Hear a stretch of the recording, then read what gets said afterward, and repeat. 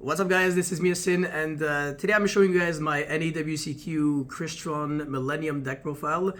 I went 0-3 drop, not really. I went 1-2 drop, and then I stopped playing. I've lost twice to the exact same thing, a different deck, and I kind of felt like if I had to win 9 rounds in a row, there was no way I was gonna make it. So I'm gonna say it right now before we even get to the deck profile. The reason I lost is because I went second with like 2-3 hand traps and none of them resolved. So against Malice, I had Lancia and Impulse. My Lancia got called by it and my Impulse got crossed out. And also my opponent had an Ash on top of that, so if I had a Chummy, it would have gotten Ashed anyways. I did have a Perulia, but his hand was pretty good, so he didn't have to Ash it. But even if I had like Perulia, Fua, Lancia, and Impulse, he would have gave me only 1 draw for the Perulia, and then ashed my Fua, and then called by the Lancia, and then crossed out the Impulse, so 4 hand traps still wouldn't have been enough. I still would have died. And then I also lost to the exact same thing against Blue Eyes, so I had Ash, Imperm, and a pretty good hand too. Like, it might have played going second, but my opponent had the 1-card starter with Maiden, called by, cross out, and Ash. So again, I could have had a Chummy, I would have lost because it wouldn't gotten ashed, and then my Ash got called by, and my Imperm got crossed out. So yeah, in only 3 rounds, none of my hand traps were resolving going second, but then my opponent were always resolving like 2-3 hand traps when I was going first, or sometimes I was just getting a little unlucky with my hands and my opponents were not getting unlucky. So yeah, it's a little unfortunate, but it does happen. But yeah, I still think that my deck was really, really good. Actually, I'm pretty proud of the way I built this deck. I think it's probably one of my best deck lists for Crystron so far. However, this is probably the last time for me that I'm playing regular Crystron because I will start focusing on Crystron K9 and I will be updating the Crystron spreadsheet, so stay tuned. But yeah, with that being said, let's get right into it, even though again it's just an old 1-2 drop deck profile. So yeah, playing 3 Sengenjin with 1 Golem, 1 Field Spell.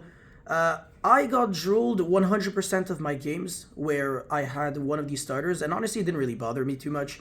Against Malice, I got hit by Drool and Imperm, and I was still able to end on 5 disruptions, but then I also got hit by Impulse, so I basically got triple hand shot. It's just that the Impulse was on the opponent's turn, and honestly, if my opponent didn't have like the perfect combination of hand, I actually would have won, because he also had like Gold Sark, Dormouse, and Hair, so it's a really nasty 3-card combination of engine cards to pair up with like 3 hand traps.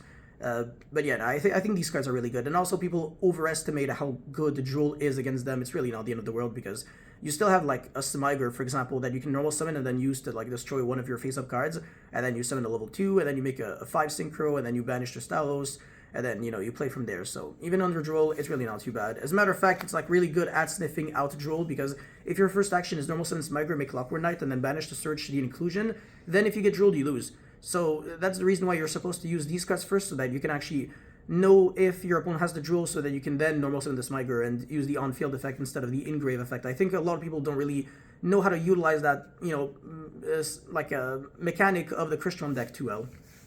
Anyways, for the Crystrons, obviously triple Sulfnir and then 2 Sulfador.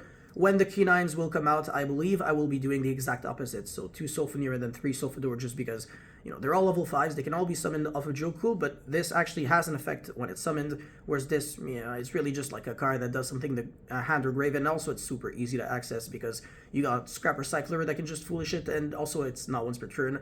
So I'm really looking forward to like when K9 will come out, honestly. I'm just waiting. I'm super impatient right now. 3 Smiger with the Preciodal and the Thesvern. Obviously these cards are needed. Always come up, no exception. Double Tristalos and Citrine. There are 2 games that I played where my hands, I had all 3 of these cards. I was just like, there's no way. Because I barely played any rounds. And I kept drawing like the most ridiculous hands where my opponent were also like not really drawing bad, but this is insane. Like there's no way I can draw all 3 of these cards at the same time and also not have a good hand. Like sometimes my end board is normal Tristalos, set 1 pass. It's not really good. But yeah, obviously you shouldn't play 3 Tristalos because then you break like crazy. So yeah. 3 Inclusion with Foolish. Yeah, these cards are insane. And then Cluster, of course. So you got 12 1-card starters in your deck. It's actually a very consistent deck. Like, you've got a 93-94% chance at the very least of getting your stuff going. Triple Pearlia with triple Fua, triple Ash, triple Droll, and then triple Imperm, and 2 droplets. So I played 17 non-engine in 40. And post side, I side out the Millenniums and like a Prasiodal or a Citri. So I got like 6 extra non-engine slots. So it bumps it up to like 23 non-engine in 40. And again, it still doesn't feel like it's enough because I would draw 2 to 3 hand traps and 0 of them resolve. So maybe the way you should look at it is you have to have 5 hand traps in your opening hand. So 3 of them get stopped and then 2 of them actually resolve.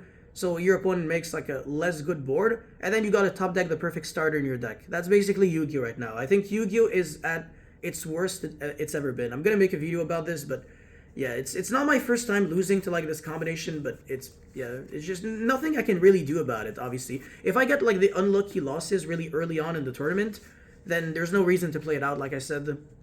YCS Mexico City, I've lost to the exact same thing, but I had a much better score. I was like 9-1? Yeah, I was 9-1 when I got that loss. So actually I was 8-1, and then it jumped me to 8-2, and then I won the last round on the bubble. But yeah, it absolutely happens. For the extra deck now, Zombie Vampire and Snake Eyes Doom Dragon. Obviously these cards are insane. But you're summoning it so much that sometimes you actually do play into Nibiru. So there was a hand that I drew where I was just like, there's no way I can lose that way. I had Fenrir plus like Sengenjin, and then I summoned the Fenrir because I do side it. And then by the time I summoned Zombie Vampire, it was summon number 5. And then I got nibbed on the summon. I was like, my deck doesn't lose to nib, so that's actually ridiculous. Because if I had like a Crystron starter, I would have won. But I still won that game, even though I didn't have a Crystron starter. But that's because my opponent's hand this time wasn't like amazing. He just had like way too many hand traps. He bricked on like, I think, only hand traps. And like a weak engine hand. But yeah, because I also had like non-engine for his engine, I believe. Haguita and Shinbara. Again, I only played 3 rounds, so it's not like these cards really came up. Dragster with Alice Kalitas. Obviously, when K9 will come out, these ratios will probably drop just a little bit. And I don't really believe you'll be able to play the low 5s anymore, unfortunately. Samurai Destroyer, Quarren Gondrax, Force, and then Infinity Nova, SP, and Clockwork Knight, and finally Typhon, which obviously are probably not going to come up too often when you're not playing much Yu-Gi-Oh! And for the side deck, 3 Lancia. I don't think I've resolved this card because... Oh, hold on a second. Yeah, I drew it once. No. I might have resolved this card once, actually, in the tournament. And then, yeah, Meows. Yeah, this card, I resolved it to, like, not draw with it. So that was also kind of useless. DD Crow, I resolved it and still lost because, yeah, it was my only hand trap. Even though, like I said, I had 23 non-engine. It's still not enough because decks right now are FTK, so if you only draw 1 hand trap going second, it's basically the equivalent of drawing 0 hand traps. You need like a minimum of 2-3. And then 3 Impulse, and for going first, double Fenrir and Called by the Grave. So yeah. By the way, in case you're wondering, you know, why the Impulse, the Crows and stuff like that, it's really just because this card is very good against just a variety of decks, and it's particularly good against Vanquish Soul when they normal summon the Raisin.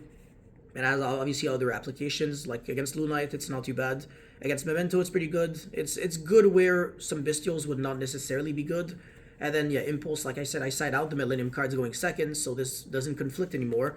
And not being able to summon Nova, Infinity, whatever, Dragster, well, I mean, I can't summon them, you just do nothing. It's not really like the end of the world, because if I resolve an Impulse, I'm pretty much telling myself, like, I'm in a good enough position where I can afford to kind of just not really care about it too much. But yeah, that's it for this deck profile. It was a pretty painful experience, honestly. I'm not gonna lie. Like I said, I only played 3 rounds.